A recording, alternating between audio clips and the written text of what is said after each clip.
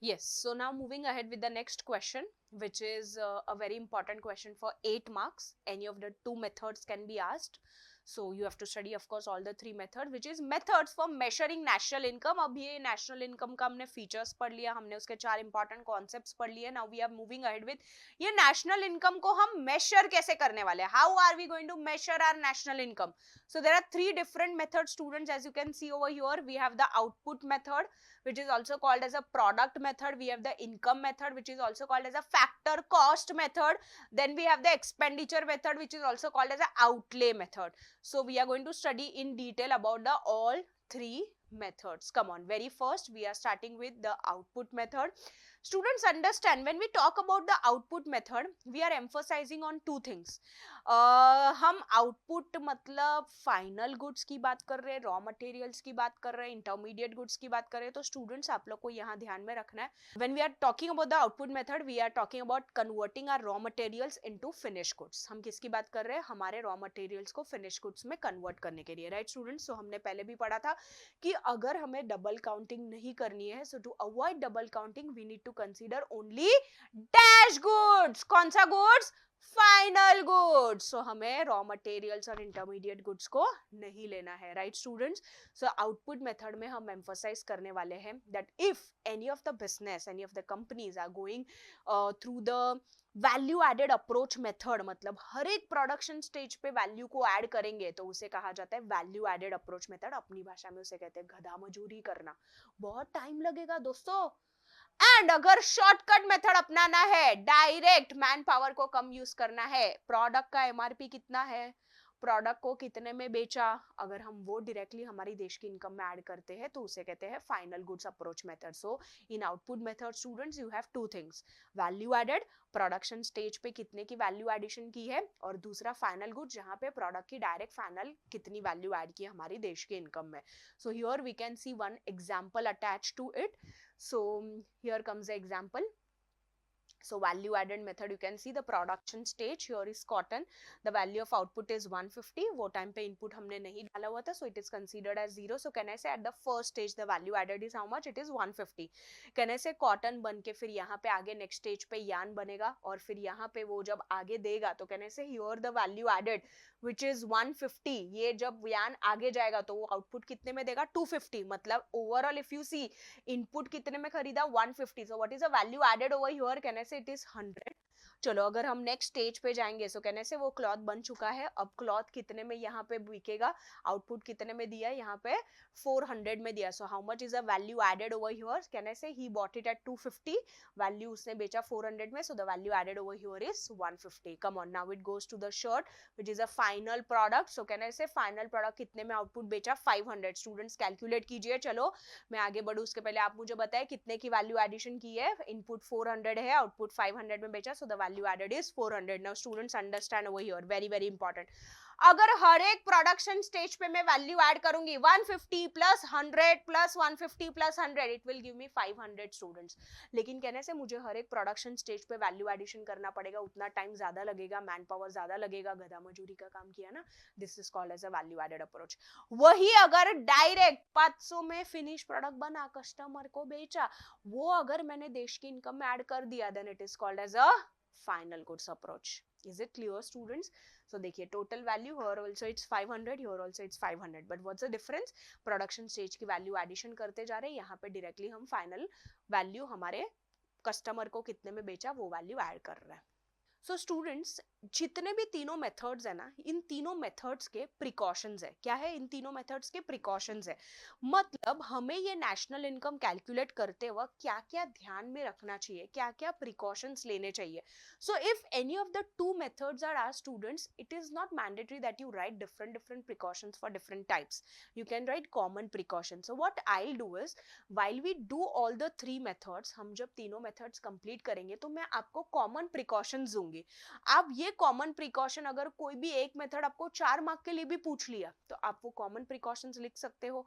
आपको 2 method 8 mark के लिए आ गया तो आप वो कॉमन प्रिकॉशंस लिख सकते हो. So you explain the method, what exactly it is, and then you write the precautions to it. Clear students? So we will do all the precautions together after we complete all the three types.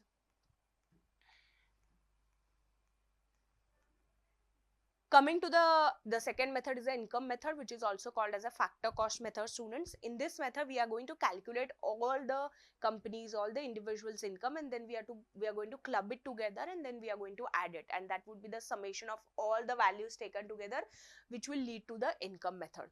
So you can see it over here. How is it calculated? So we can see rent, which is nothing but land को जो returns में मिलता है returns, and we can see wages, which is labor को मिलता है. We can see interest, which is capital को मिलता है. We can see profit, which is entrepreneur का returns. Then we have mixed income, students. Mixed income मतलब क्या होता है? Mixed income is like income received from all multiple sources together. Like for example, there's a person who has invested in Reliance shares, so he's getting dividend.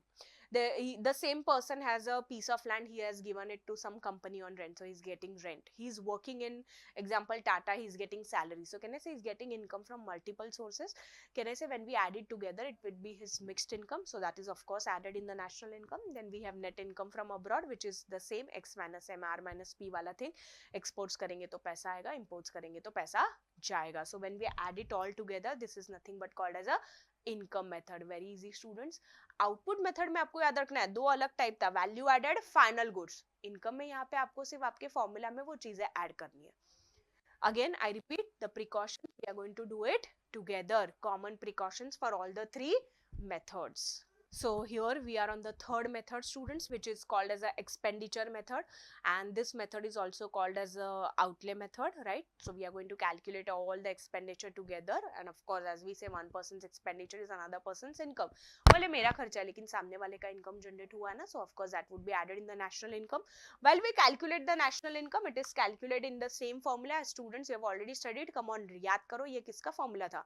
C plus I plus G plus X minus M plus R minus P. Do you remember? This was a formula for which? This was a formula for gross national product, right? So C stands for the consumption, expenditure, I investment, G government, X exports, M imports, R receipts, and P payments.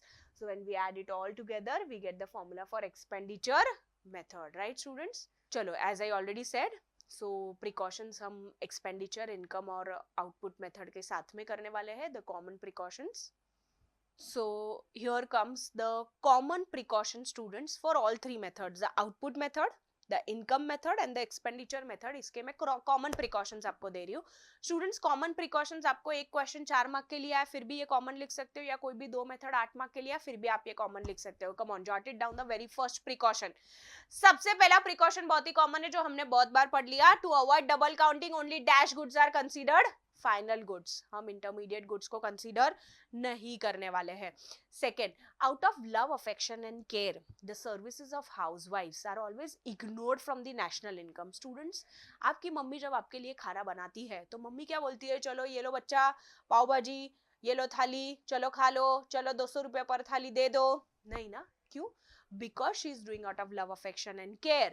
She is not charging anything. Her value, her efforts are everything. It's priceless, right, students? So it's out of love, affection, care. हाँ, बाकी तुम पे depend करता है वो charity भी कर रही हो या सिंपैथी या मर्सी या डोनेशन टाइप, वो आप पे डिपेंड करता है. So services of housewife are always ignored from the national income. Moving ahead with the next one, to get the net value, dash is subtracted. Come on, repeat करो, क्या dash subtract किया था हमने? Depreciation. So net value find out करने के लिए we have deducted depreciation. Come on, moving ahead with the next precaution. जितने भी ट्रांसफर पेमेंट्स होते हैं, like if we talk about pension, scholarships, can I say it is not the production of the current year. देश की income क्या बोलता है कि हमें 1 अप्रैल से लेकर 31 मार्च के बीच में जितना भी ट्रांसफर पेमेंट्स हुआ है, जो भी प्रोडक्शन हुआ है, उसी की वैल्यू हमें देश की इनकम में वो साल में ऐड कर दी है. बट मुझे बताइए, ये जो पेंशन है ये किससे मिलता है? रिटायर्ड लोगों को. वो तो काम नहीं कर रहा है, वो तो करंट ईयर का प्रोडक्शन ही है, वो तो काम कर चुका है, अब तो वो घर बैठे हैं, लेकिन फिर भी उन्हें पेंशन मिल रहा है.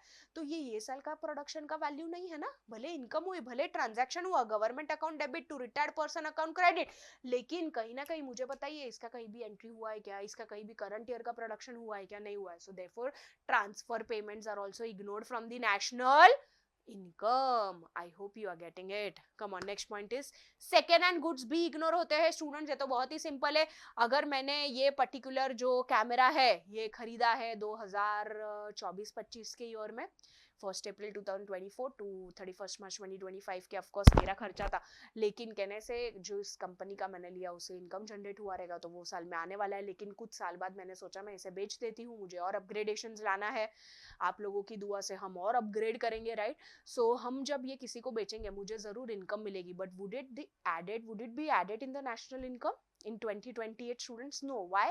बिकॉज ये ऑलरेडी जब बना था, बिका था, तब वो साल के ऐड हो चुका था। अब सेकेंड हैंड हो या थर्ड हैंड हो या फोर्थ हैंड हो, ये कभी भी देश की इनकम में ऐड होता नहीं है। I hope you are getting it, students. So again, that's a precaution. The value of second-hand goods are dashed from the national income. It is ignored from the national income.